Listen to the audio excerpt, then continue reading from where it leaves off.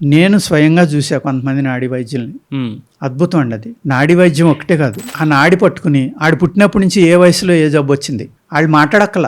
నాడీ వైద్యుడు సరైన నాడీ వైద్యులు అయితే ఇప్పుడు ఊరికే ఇలా వాతపిత్త కఫాలు చెప్తున్నారు నాడి పట్టుకుని, అది కాదు నాడీ వైద్యం. చాలా మంది తెలియక నా దగ్గరికి వచ్చి నాడి పట్టుకుని చెప్పొచ్చు కదా సార్ మీరు అంటారు. నాకు రాదండి అది.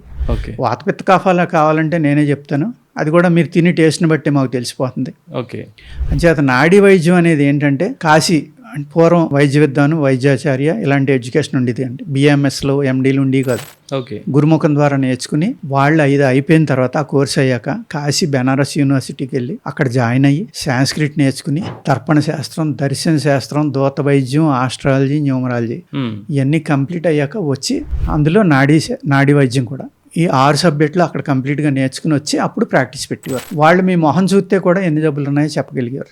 దర్పణ శాస్త్రం అంటే అదండి. దర్శన శాస్త్రం అంటే, దర్పణ శాస్త్రం అంటే మీ పూర్వం రాజకన్యలు ఉండేవారు, వాళ్ళు ఎదురుగుండా కనపడేవారు కాదు. వాళ్ళు ఎక్కడ అద్దం పెట్టి 2-3 అద్దాల్లో వచ్చి ఈ అద్దంలో కనపడితే చూసి ఆవిడకి ఏ జబ్బు ఉందో చెప్పి మందులు ఇచ్చేసేవారు.